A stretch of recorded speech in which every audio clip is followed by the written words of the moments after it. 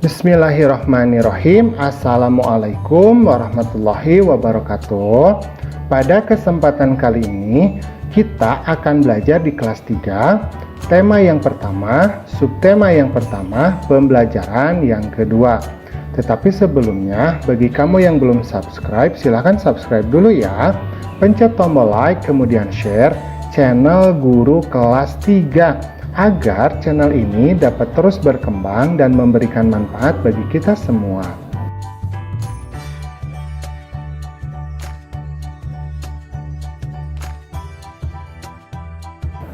Oke, kita lanjutkan ya ke pembelajaran.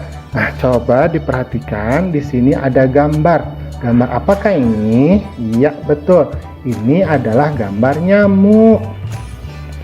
Nah, makhluk hidup ini bergerak dengan cara yang berbeda-beda. Misalkan nyamuk itu bergerak dengan cara apa? Dengan cara terbang, ya betul. Kemudian di sini ada Edo. Edo ini manusia bergerak dengan cara berjalan. Kemudian ada ikan. Nah, ikan bergerak dengan cara berenang. Kemudian ada apa lagi ya? Oh, ada cicak. Cicak bergerak dengan cara apa? Merayap di dinding. Nah, kemudian selain binatang, ternyata tumbuhan juga bergerak loh. Nah, contohnya apa? Contohnya adalah putri malu. Nah, putri malu ini apabila kita sentuh daunnya, maka dia akan bergerak dengan cara menutup daunnya. Nah, jadi yang bergerak itu bukan hanya hewan dan manusia, tetapi tumbuhan juga bergerak. Oke, kita lanjutkan ya. Nah, di sini ada gambar ikan. Kata ikan, makhluk hidup bernapas dengan alat yang berbeda-beda. Contohnya ikan. Ikan itu bernapas melalui insang. Nah, letak insang itu di belakang dari matanya. Nah, di situ ada alat pernapasan namanya insang. Kemudian manusia bernapas dengan menggunakan paru-paru. Kemudian ada cacing. Nah, cacing bernapas dengan menggunakan kulitnya. Jadi kulit cacing itu dia selalu basah. Kenapa? Untuk mengikat udara. Kalau cacing dibiarkan kering, maka dia akan kesulitan bernapas, kemudian mati. Kemudian ada katak ya. Nah, katak ini unik ya, karena selain memiliki paru-paru, ternyata katak juga mampu bernapas menggunakan kulitnya. Nah, bagaimana dengan tumbuhan? Apakah tumbuhan juga bernapas? Tentu saja tumbuhan juga bernapas. Tumbuhan bernapas dengan menggunakan daun. Nah, di dalam daun ini kalau kita lihat dengan menggunakan mikroskop, di sana terdapat yang namanya stomata. Nah, jadi daun ini bisa bernapas menggunakan stomata. Oke, kita lanjutkan. Nah, makhluk hidup juga tumbuh dan berkembang. Contohnya di sini udin ya. Nah, udin pertamanya bayi, kemudian menjadi balita ya, kemudian menjadi anak kecil, kemudian menjadi anak besar, kemudian menjadi remaja. Berarti udin itu tumbuh dan berkembang. Nah, contoh yang lain misalkan ayam.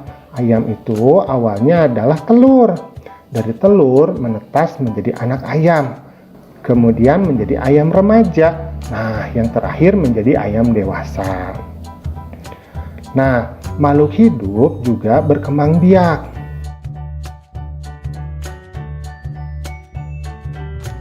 Contohnya ibu dan ayah udin ya.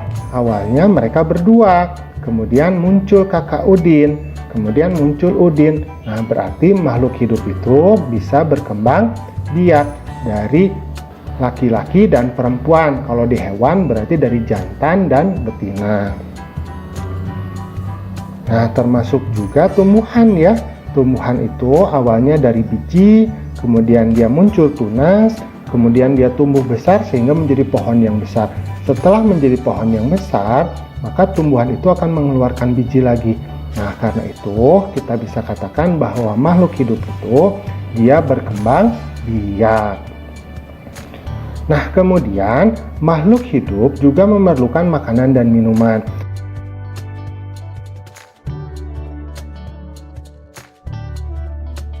Contohnya kuda ya. Kuda ini memerlukan rumput untuk tumbuh dan bergerak. Jadi, rumput itu akan digunakan oleh tubuh kita sebagai bahan untuk tumbuh, kemudian sebagai bahan energi agar kita mampu bergerak. Nah, contoh yang lain adalah tanaman ya. Nah, tanaman yang sehat itu dia perlu diberi air agar tumbuh. Jadi kalau tanaman dibiarkan kering, maka dia bisa menjadi mati. Jadi tanaman itu perlu diberi pupuk, perlu diberi air agar dia tumbuh sehat. Kemudian makhluk hidup juga peka terhadap rangsangan. Contohnya di sini ada kaki seribu ya. Nah, kaki seribu ini apabila kita tekan atau kita ganggu, dia akan menggulung.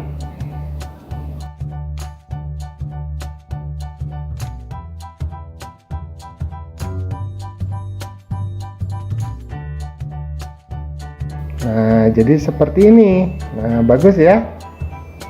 Nah, contoh yang lain, misalkan ketika kita terpapar sinar matahari secara langsung ke mata kita, maka mata itu akan menutup karena silau ya. Nah, ini mengartikan bahwa makhluk hidup itu peka terhadap rangsangan dari luar. Nah, contoh yang lain, kalau misalkan tangan kita kena nyamuk ya, nah, maka kita kan secara otomatis memukul nyamuknya karena terjadi rasa gatal. Jadi kita peka terhadap rangsangan yang ditimbulkan oleh gigitan nyamuk. Nah, kita sekarang sudah mengetahui tentang beragam ya ciri-ciri dari makhluk hidup.